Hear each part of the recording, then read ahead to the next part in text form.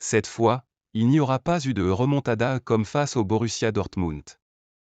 Trop fragile, trop fébrile, le Real Madrid a subi mardi sa première défaite à domicile en Ligue des Champions depuis avril 2022 face à l'AC Milan, 3-1, au Santiago Bernabéu dans le choc de géants européens de la 4e journée.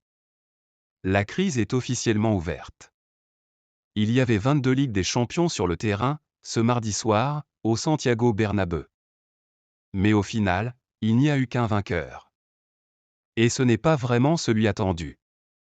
En grande difficulté, laminé par le FC Barcelone il y a une dizaine de jours, 0-4, à domicile, le Real Madrid a été logiquement battu par l'AC Milan, 1-3, au terme d'une copie imparfaite. Titulaire, Kylian Mbappé n'est pas parvenu à trouver la faille malgré plusieurs tentatives. L'AC Milan voulait éviter la crise sur la pelouse du Real Madrid, c'est finalement sur le champion d'Europe en titre qu'elle s'est abattue. Pour le compte de la 4e journée de la Ligue des Champions 2024-2025, les Rossoneri sont allés chercher un succès de prestige au déjà lourdement vaincu à domicile face au FC Barcelone lors du dernier Clasico. La Maison Blanche concède sa deuxième défaite dans cette campagne européenne. Pire encore, l'incapacité du Real à trouver un équilibre tactique pour aligner sa flopée de stars offensives commence à poser un sérieux problème pour un Carlo Ancelotti de moins en moins souverain dans la capitale espagnole. C'était une soirée européenne bien particulière pour Carlo Ancelotti. Face à l'entraîneur renommé du Real Madrid se dressait son ancien employeur milanais. Un club loin d'être anecdotique aux yeux d'Ancelotti puisque le coach italien a remporté 3 fois la C1 avec l'écurie lombarde, une fois en tant que joueur et 2 fois en tant qu'entraîneur. Si ce glorieux passé en rouge et noir ne sera jamais effacé, c'est bien le présent madrilène qui était à écrire au Santiago Bernabéu pour ses retrouvailles entre deux mastodontes européens. Et dans les faits, le Real n'a pas rendu une copie conforme à son standing, loin de là.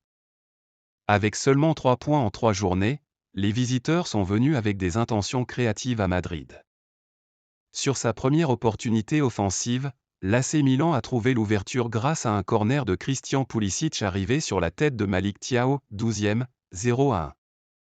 Touché dans son orgueil, le Real a réagi dans la foulée mais Kylian Mbappé puis Vinicius Junior ont rapidement compris que Mike Maignan, auteur d'un double arrêt, 13e, était dans un grand soir.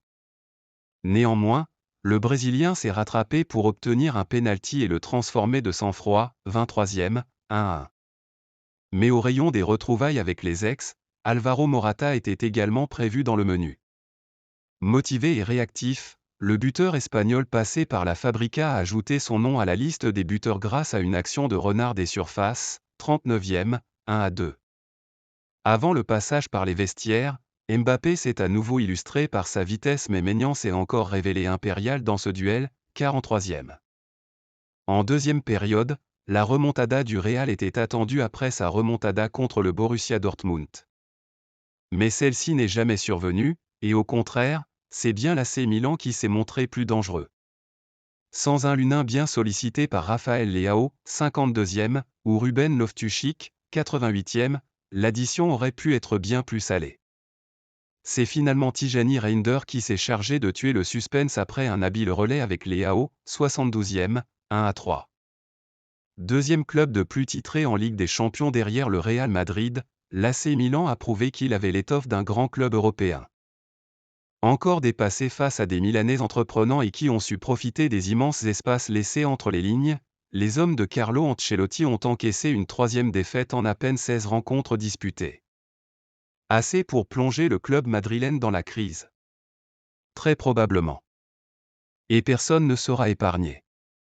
De Kylian Mbappé, qui a vu toutes ses tentatives repoussées par Mike Maignan, à Vinicius Junior, buteur sur pénalty après l'affront du Ballon d'Or manqué. Ces 2 défaites sont inexplicables, a concédé le portier Andriy Lunin après la rencontre. On doit rapidement repartir de l'avant. Nous avons vu les mêmes problèmes que face au Barça, a reconnu Carlo Ancelotti au micro de Sky Italia. Il n'y a pas eu la réaction attendue. Puisque l'incendie commence à se répandre dans la Maison Blanche, Emilio Butragueño, le directeur sportif du club madrilène, a également décidé de prendre la parole. Nous avons confiance en nos joueurs. Il y a quelques mois, nous avons gagné la Ligue des Champions, la Supercoupe d'Europe et la Liga. Ce n'est pas un moment facile, mais nous devons être unis pour trouver une solution. On doit trouver un équilibre entre défense et attaque. Dans ces moments difficiles, il faut rester calme pour devenir champion.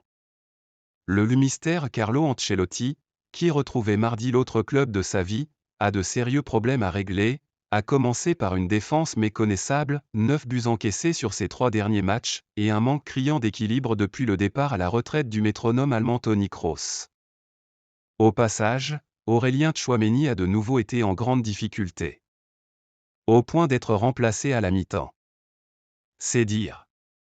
Mais ce n'est pas un problème individuel, c'est collectif, c'est justifier son entraîneur, qui n'a pas voulu pointer du doigt un seul joueur au vu de la mauvaise passe actuelle.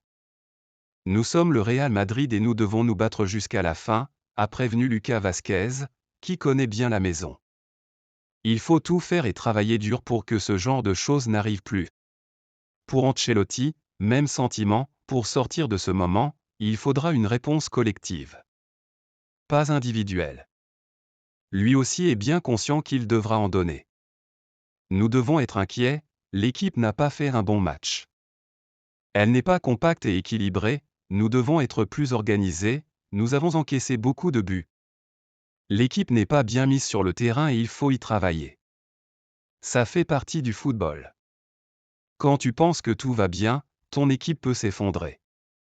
Mais après ça, tu dois retrouver ton niveau, a encore expliqué Carletto, plutôt lucide sur la situation.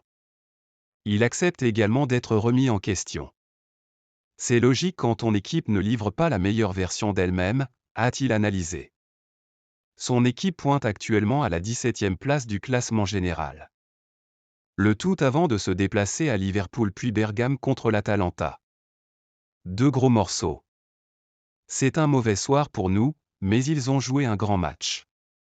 Le résultat fait mal car le Real Madrid veut toujours gagner, a rappelé Butragueño, le visage fermé et la mine des mauvais jours. Le mot de la fin pour l'Union, bien conscient de l'urgence de la situation, malheureusement dans le football, il y a des moments difficiles, des périodes noires, nous comprenons que nous sommes le Real Madrid, que nous devons toujours gagner, qu'il n'y a pas d'excuses, que nous devons dominer, réduire les buts encaissés. Mais je ne vois personne nerveux, il faut analyser ces matchs pour s'en sortir. Les sifflets ? Le Bernabeu a toujours été un stade exigeant. Les supporters sont toujours de notre côté, même dans les moments difficiles, ils nous poussent, ils nous encouragent. Aujourd'hui, ce n'est pas possible, je peux les comprendre, mais les gens sont toujours avec nous. Il ne faudrait toutefois pas remettre ça face à Osasuna, samedi, une nouvelle fois au Bernabéu. Au risque de se les mettre tous à dos pendant un bon bout de temps.